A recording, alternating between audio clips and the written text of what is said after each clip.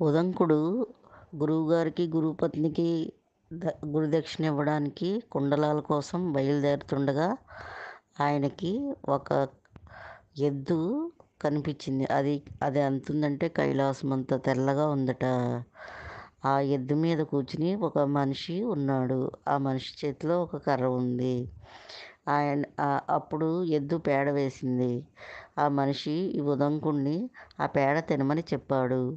గురుదేవులకి నమస్కరించుకుని మనసులో ఆ పేడని తిన్నాడు. అది ఆవు పాల పాయసంలాగా ఎంతో తియ్యగా, మధురంగా ఎంతో బాగుంది. వెంటనే ఆయన ఈ కుండలాల కోసం వెళ్ళమని చెప్తాడు. అంతట్లోకి ఆయన గుర్రం మీద ఉన్న మనిషి మాయమైపోతాడు.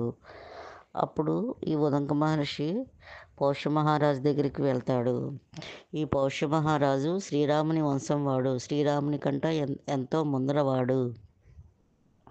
పౌష్య మహారాజు గారి దగ్గరికి వచ్చి మా గురుపత్ని గారికి ఇవ్వవలసిన గురుదక్షిణగా మీ భార్య కుండలాలు కావాలి మా మహారాజా. ఆవిడ వ్రతం అయిపోయిన వెంటనే మా గురుపత్నిది మీకు తీసుకొచ్చి ఇస్తాము అని చెప్తాడు. సరే అలా అయితే నేను ఈ మధ్యాహ్నం ఈ ఈ ఈ సమయానికి అంతఃపురానికి వెళ్ళకూడదు నేను. అందుకని మా పరిచారికులను పంపిస్తున్నాను. మీరు వాళ్ళు కూడా వెళ్ళండి ఆ అంతఃపురానికి. మీలాంటి మహాత్ములకి దర్శనం ఇస్తారు అని చెప్పి పంపిస్తాడు. ఆ పరిచారకులు కూడా ఈ ఉదంక మహర్షి అక్కడికి వెళ్తాడు. అక్కడ బంగారపు కుర్చీలో ఉన్న ఒక ఆవిడ కూర్చుంటారు, దమయంతిదేవి. ఆ పరిచారకులు ఆవిడతో మాట్లాడతారు. కానీ ఈ ఉదంక మహర్షి ఈ పరిచారికులను అడుగుతాడు, మీరు ఎవరితో మాట్లాడుతున్నారని. ఈ కుర్చీలో ఉన్న మా అమ్మగారితో మాట్లాడుతున్నామని చెప్తారు వాళ్ళు. కుర్చీలో ఉదంక మహర్షికి ఎవరూ కనపడలేదు. ఇదేంటి, కుండలాలు ఇవ్వాలని మీరు ఇలా చేస్తున్నారా, ఇక్కడ ఎవరూ లేరు అని చెప్పి మహారాజు గారి దగ్గరికి వెళ్ళి ఈ విషయాన్ని చెప్తాడు. అప్పుడు పౌష్య మహారాజు అంటాడు, నేను చెప్పకూడదు కానీ చెప్తున్నాను మీకు విషయం తెలియాలని.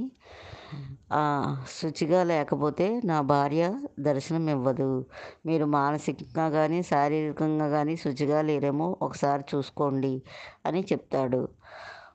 అప్పుడు గుర్తుకు వస్తుంది, ఎద్దు మీద ఒక మనిషి ప్రత్యక్షమై ఈ ఆవు పేడ తినమన్నాడు కదా, అది అలా తినేసి వచ్చేసాడు. కానీ ఆచమనం చేయలేదు, కాళ్ళు చేతులు కడుక్కోలేదు ఉదంక మహర్షి. అది గుర్తొచ్చి నేను ఈ తప్పు చేశాను కదా అని అంతఃపురం దగ్గర ఉన్న కొలంలో ఆచమనం చేసి కాళ్ళు చేతులు కడుక్కుని అంతఃపురంలోని పౌష్య మహారాజు భార్య దమయంతిదేవి దగ్గరికి వెళ్ళి నిలబడతాడు. అప్పుడు ఆ దమయంతిదేవి తల్లి ఈ కుండలాలు ఉదంక మహర్షికి ఇస్తూ, ఈ కుండలాలకి చాలా మహత్యం ఉంది, వీటిని జాగ్రత్తగా తీసుకెళ్ళి మీ గురుపత్ని గారికి ఇవ్వండి, నోము పూర్తవుతుంది, వ్రతం పూర్తవుతుంది. వీటి కోసం తక్షకుడు చూస్తున్నాడు, దొంగతనం చేయాలని, జాగ్రత్తగా పట్టుకెళ్ళండి అని చెప్తుంది.